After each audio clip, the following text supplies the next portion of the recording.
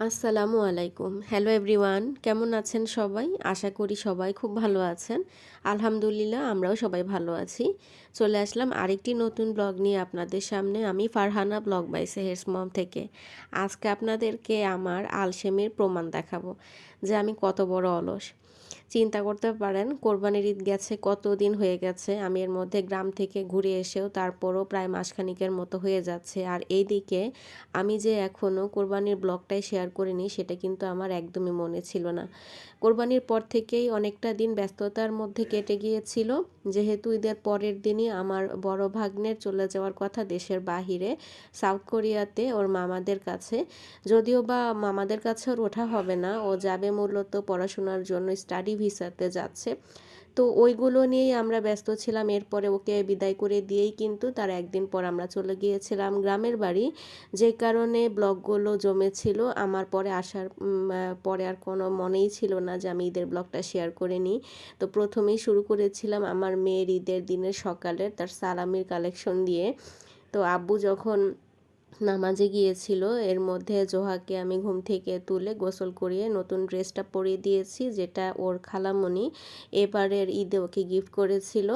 তো আব্বু আসার সাথে সাথেই ও তো একদমই দৌড় দিয়ে চলে গেছে সালামের জন্য রেডি। আর এদিকে আমার ফুপ্পি আবার দেখতেই পাচ্ছেন সকালের সমস্ত কিছু রেডি করে টেবিলে দিয়ে গেছে, কারণ আব্বু আর ফুপা সকালবেলা একসাথে নামাজ পড়তে যায়, আসার পরে একসাথে খাওয়া দাওয়া করে আমাদের বাসায়। তো এই কারণে ফুপি রান্না বান্না করে সব কিছু একবার একদম বাসায় নিয়ে আসে, আমাদের টেবিলে সাজিয়ে দেয়, তারপর আমরা সবাই মিলে একই সাথে খাওয়া দাওয়া করি। আর দুপুরবেলার আয়োজনটা আমাদের বাসায় করা হয়, তখন আবার ফুপিরা সবাই আমাদের সাথে খাবে।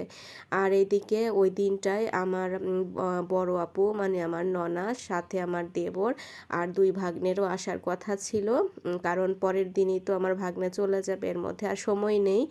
আর ওকে এর আগেও দাওয়াত করে খাওয়াতে পারিনি, যেহেতু ও যাওয়ার প্রিপারেশনের জন্য অনেক ব্যস্ত ছিল।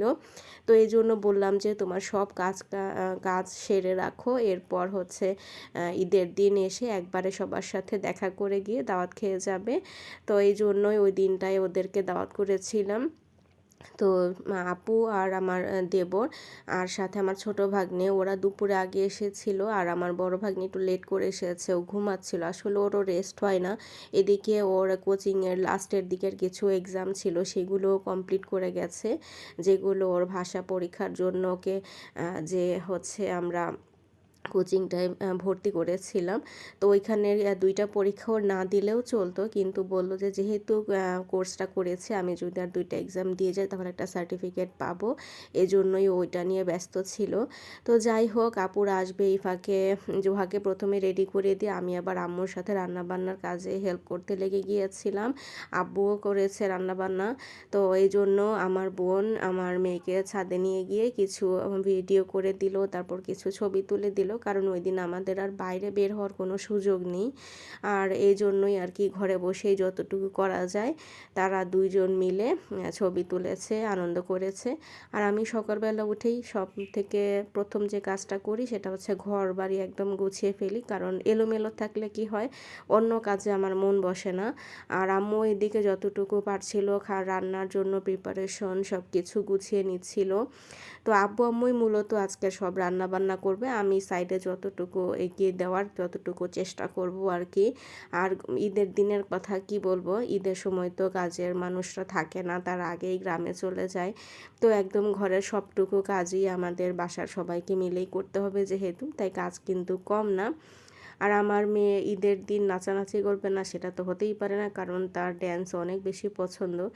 তো ওকে আমি চেষ্টা করছি আস্তে আস্তে যেন এই জিনিসগুলোর উপর থেকে ওর আগ্রহ একটু কমিয়ে দেওয়া যায়, কারণ বড় হচ্ছে আস্তে আস্তে। আমরা যেহেতু ইসলামিক পরিবারের সদস্য, তো আমাদের তো সত্যি বলতে এসব জিনিস একদম অ্যালাউ করাই উচিত না। তো ছোট মানুষ যেহেতু, তাই এখনও কিছু বলি না।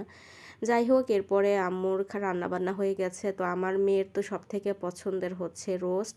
তো তাকে সেটা দিয়েই খেতে দিয়েছিলাম। আর এদিকে আপুরাও নিয়ে আসছিল মিষ্টি। তারপর ওইটার সাথে আরও কি কি যেন ছিল, এখন আমি ভুলেও গেছি। তো যাই হোক, এদিকে আবার আম্মু সেমাই করে রেখেছিল। যেহেতু সকালবেলা করা হয়নি, ফুপি পায়েস দিয়েছিল, খিচুড়ি, গরুর মাংস সব কিছুই করে দেওয়া হয়েছিল। তো এই জন্য আম্মুগুলো করে নিল। আর বিকেলবেলা আমার মেয়ে খুব সিম্পল একটা ড্রেস পরে তার ঈদের দিনের লুকটা শেষ করলো, এটা দিয়েছিল আমার ফুপি। তো এই ছিল আমাদের ঈদের দিনের ছোট্ট একটা ব্লগ।